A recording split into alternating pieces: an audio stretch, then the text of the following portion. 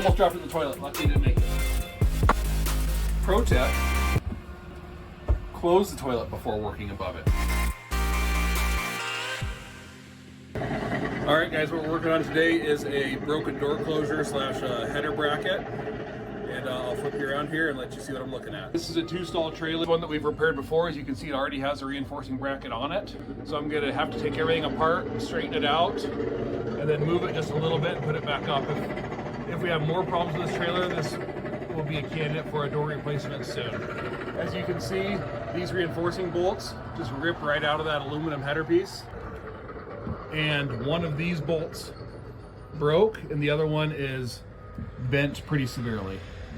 So I'm going to remove all existing hardware, try to get it straightened out, and then reinstall the reinforcing bracket. The first step is we're going to take off our door closure, and then we're going to tie the door back so the wind doesn't bang it around while we're working. Don't lose this little bushing right here. If it's in there real tight, you can leave it. If it's loose, to go ahead and take it out. This one is pretty loose. Okay, so I'm going to put this hardware back on the bracket just so nothing gets lost. And then we're going to tie the door back so that the door doesn't slam in our faces just like that. You can use a tarp strap for this or a cargo strap, whatever you have. It doesn't have to be too tight.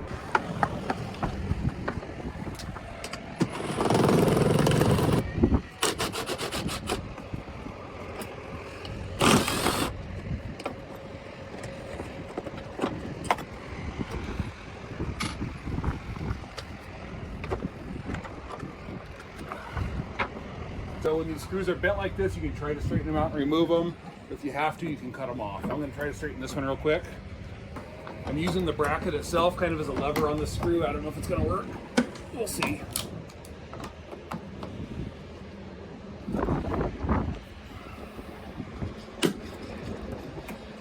All right.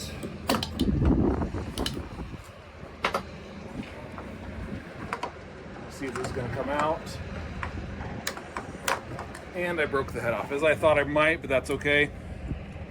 We can get everything out of our way, and then we can worry about trying to straighten this out, and if we need to cut off these screws up above, we can try to do that with the hacksaw. Kind of assessing, I need to straighten this out, and I also try to get this screw out if I can. I'm going to try to pound this up just far enough, because it needs to be pounded up anyway, and I also hope then to get vice grips on that screw. Something so you don't mar it up too bad.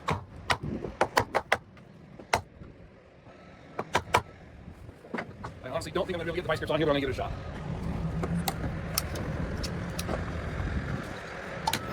Well, hey, nice. Every now and then. By getting the screws out of there, it just kind of eliminates one more component that can fall out or get in your way or make noise, cause you troubles down the road. And if the holes aren't too torn up and you get them both out, you can reuse those holes.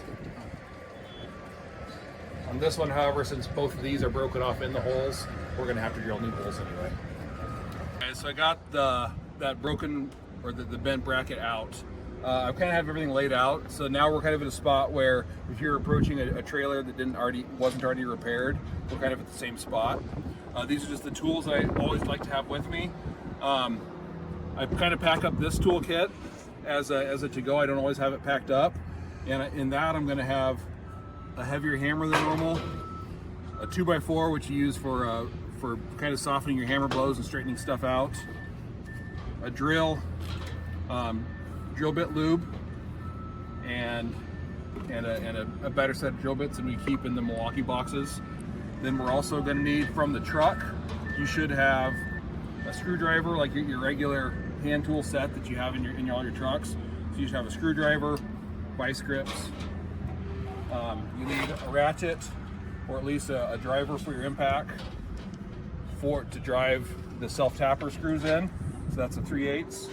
And then the reinforcing bolts I have that go through this hole, this is a 7/16. You might have slightly different bolts than I do, so you just need to wrench whatever it is to match that. So pretty much everything else here is in the truck. And then this is my door kit repair box. Every truck should have one of these, or you should at least have one in the shop, so you can grab it and go when you need to do these repairs.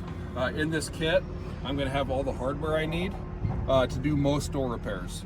So I've got my long self tappers that go into the header you know, for holding this bracket on. So I got a box of those. I also keep the proper size drill bit for these screws in here with it. That always lives in there with it. I have a door closure and a complete replacement door closure. I've got a couple of extra reinforcing brackets. I have the self-tapping screws and some of the bolts that go through these holes. Okay. I also in this box normally have a replacement door lock set. I just installed that on a different trailer about an hour ago, so that is now missing from this box. So, all right. So our next step, now we have everything kind of laid out. I'm going to straighten out that header, and then we'll start reassembling. Next step is to straighten out the header if it's bent, or the hinges. A lot of times when the wind hits real hard, these hinges get bent, and that's going to cause closing issues. So before I do anything, before I bend anything or try to do anything else, I'm going to release that strap I put on the door, and I'm just going to close the door gently, and I'm going to see where it sits. So we're just going to close the door, and we're going to try to pull it closed. As you can see, when I pull this door closed, it springs back out. That is what you don't want to happen. You want the door to pretty much come closed and stay closed on its own. So I can tell this header is bent and it's pushing on the door right here. It does seem to be pretty good here, so I don't think my hinges are bent too bad. But I am going to double check my hinges, just make sure they don't look like they're bent too badly. They might need a little bit of work, but I'm going to get the header fixed first and see where we're at. The most important tool for this is a 2x4 or another block of wood. If you have to, you can use a chalk. You can use one of the plywood door hold openers for the satellite trailers. Just something, you don't want to be hitting the door frame directly with a hammer, because you're going to just beat the tar out of the door frame and put dents in it. This will help spread out the blows, and it'll help straighten things out too. So initially I'm going to try to get this point right here, push back into the trailer this way.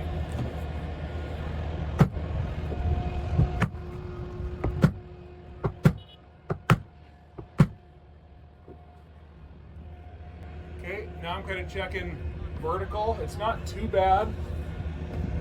This way it's not too bad. So I got that header fairly straight. I come back inside and I see that my door is still springing open really bad. So what that tells me is it's not just bent here, but my hinges also need quite a bit of work. So I'm going to take a look at them, and I can look at this hinge and I can see how this hinge is bent. Like, if this is the hinge, it's bent like this. So I'm going to try to straighten this out quite a bit. This side feels okay. Both of these are definitely bent pretty bad. These ones don't look too bad. So we're going to try to straighten these out real quick. I'll show you a little trick I just figured out the other day for doing this.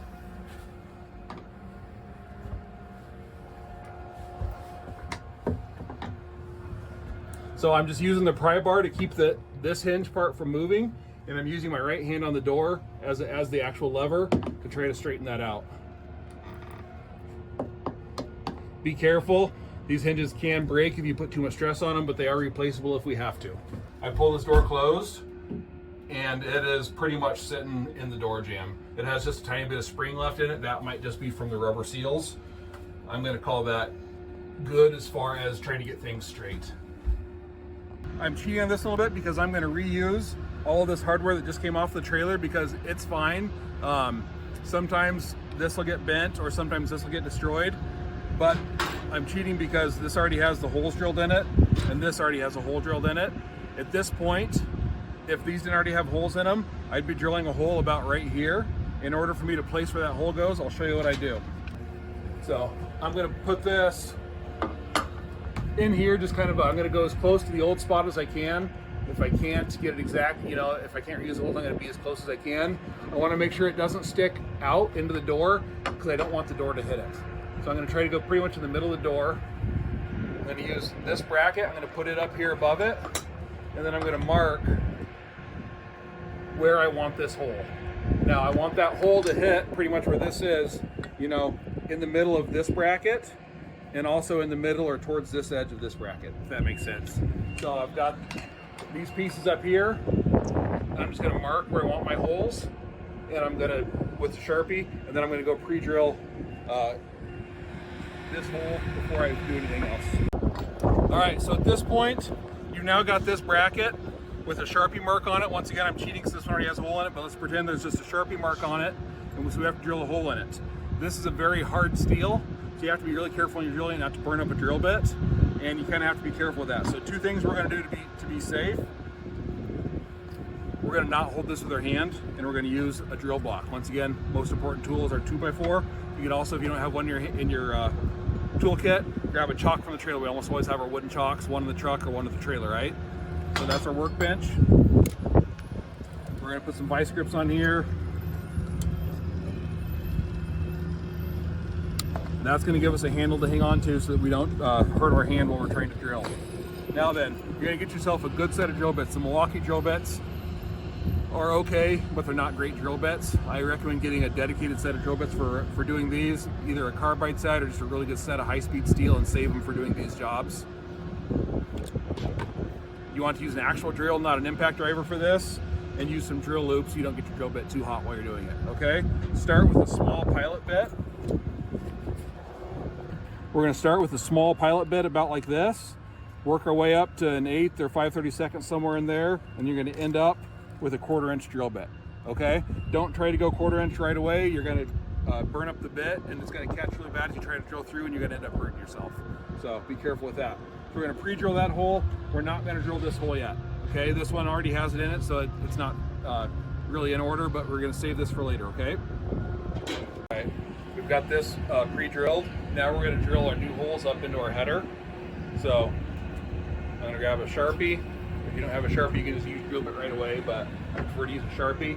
So I'm going to go as close to the old holes as I can, and then I'm going to try to, as long as everything's not torn up too bad. So I'm going to have to go here. I'm going to mark one here, and remember, I don't want this to stick out into here, okay? So I've got one marked, I'm going to drill it, and then I'll come back and drill the other one. That hole, this screw that I couldn't reach before, and now I can because when I straighten it out, it's sticking out the hole a little bit. I'm going to go ahead and get it pulled out of there if I can. All right, so I just got this screw out, guys. It was bent pretty good. So technically now this hole and this hole are open, so I could try to reuse them.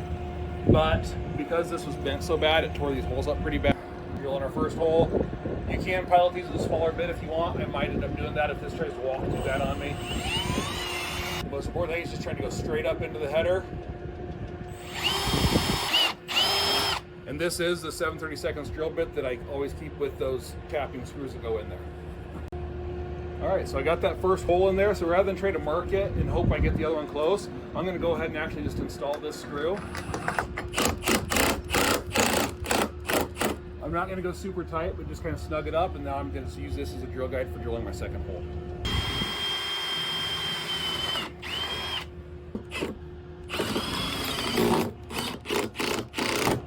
All right, we're going to get that snug. Don't go too far, because especially now that this trim has been damaged, you can bend this just by screwing the screws up into the header, so you don't want to keep from sucking it up too close to the header. Because this is a door that was already damaged, there was no trim on it already. I'd taken it off a month ago when the first time this door got caught in the wind. Sometimes this is a construction site, none of them care if there's a piece of top trim on there. The plan is I put that piece of top trim in the mechanical room, and then when this trailer comes back to the shop, it'll get cut and fit to this bracket so that it looks nice and perfect before it goes out on the job the next time. So with that being said, behind those pieces of trim is this little piece of white spacer.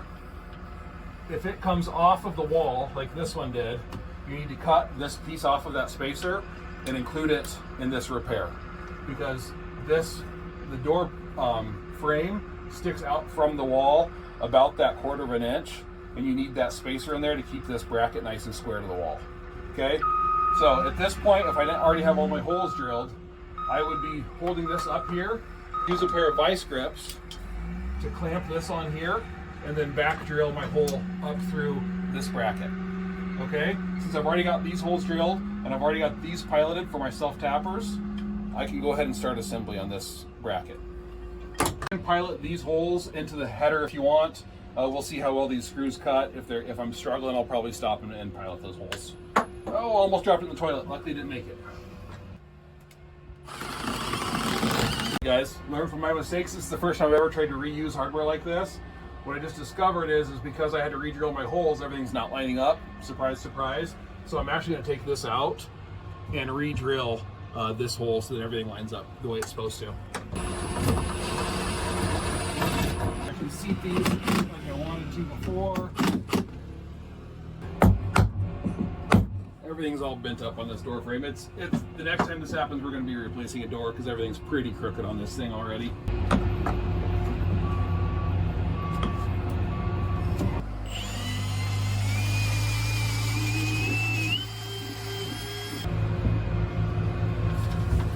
We just finished drilling our 2 new holes for this bracket. So what we're going to do is thread one in here just loosely, just so we'll kind of hold it in place. And then we're going to mark where we want this new hole to be. We're going to hold up our bracket. Even though this already has a hole in it, it's going to be really hard to get it to line up again because of all the new holes we're drilling. So we're going to drill all new holes out here to start with. So we're going to put this up here. You're going to see kind of where our spacing is. And if I look, there's room on this bracket to put another one either right here, or I'm actually just going to come off to the side here and go like right in this area. Okay? So that's going to be my new hole for this bracket. We're ready to drill this hole in this bracket. Obviously the old one we're not going to use again. In fact, it has a broken off bolt in it. So we're going to drill a new one. My Sharpie mark doesn't look pretty, but it's enough to tell us pretty much generally everywhere we want it. So we're going to start off with about 3/32. Hopefully it's a quality drill bit. Your regular Milwaukee ones might not get the job done here, guys. They're not that great of quality drill bits. This is a pretty hard steel. When you're drilling really hard steel, you want to be in drill. You don't want to be going too fast. So for hard steel, you want to go higher pressure, slow speeds, and try to keep that drill bit nice and straight.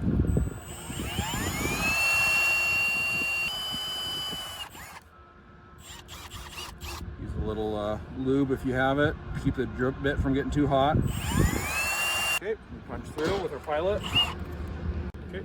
All right, we went through with our pilot. Now we're going to step up to about an 1/8, or I think this is a 5/32. Same thing, lube, low speed. Tighten up the chuck again, and lock it. Notice I'm using the vice grips to hold the workpiece. If I was just using my hand, that'd be put too much torque on it, and it'd probably slip right out of my hand and or injure myself. So now we're going to go ahead and try to step up to 1/4 inch. Once again, hopefully have a good bit here. Get it spinning before you go and put some pressure on. Okay. Notice I use my most important tool again. Also, you could use a chalk block. Clean that up. Be careful, that is a sharp burr right there. I'm wearing cut-proof gloves right now. If you have a sander or a bigger drill bit, you can try to cut that burr off. But it's not too terrible. You're going to be putting a nut on it that'll knock it down here in just a moment, but so you can take that sharp edge off of there. All right, we're now going to put this on. We're going to clamp it in place using vice grips so that we can locate the bolt hole.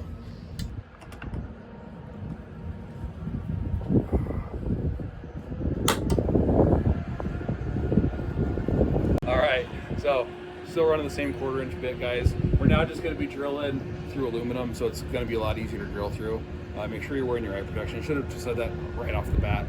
We have to wear an eye pro on this side anyway, but even if you're in the shop, wear your eye protection, especially now we're drilling overhead, okay?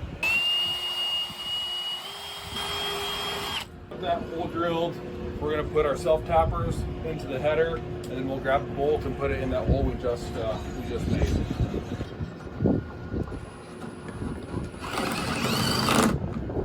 Okay, I'm going to grab a bolt for this hole. Put our bolt in. Probably not all going to have the same bolts. This is an eye-lock nut. You could use a spring washer, or you can just use a nut and bolt. It's really not going to matter too much. There's not going to be a lot of vibration on these. Get that started. Put a wrench on that nut and just tighten this up. Okay. You can pop the vice grips loose now. At this point now, this header is reinforced. You can start putting the door closure back on. All right, as we're getting ready to put this door closure on, if you're in a public site like we are, I'm going to keep my foot in the door so it's not closed. And that way, while I'm working on it, someone doesn't try to walk in on me. I can also close the bottom step, something like that. You don't want to be working this and have someone open the door and rip it out of your hands. That's a good way to get your fingers hurt. So I'm just going to kind of keep it propped open with my foot while I'm working. The door is now pretty much repaired. We're going to adjust this door closure to where we want it to be. I don't have the bushing on there right now, but the bushing's not going to change it much. If we look at this, there's about 4 inches of distance between this elbow and the door. If you read the instructions that come with these door closures, these doors work best when this elbow right here, this hinge, is about 1 inch away from this door.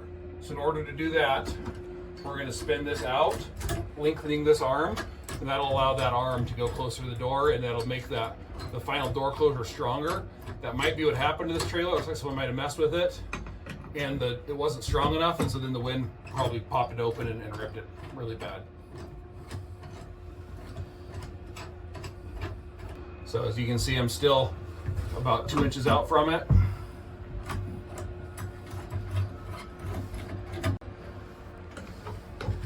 I'm gonna let the door come closed. And now it's not really pulling. I'm gonna tighten it up just a hair.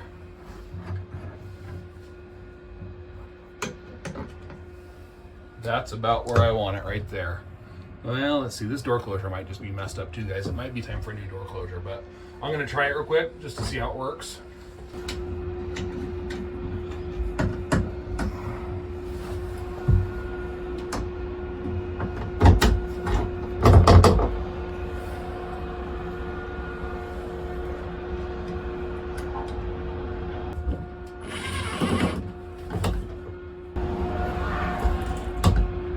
This is how you replace or repair this bracket when it gets damaged.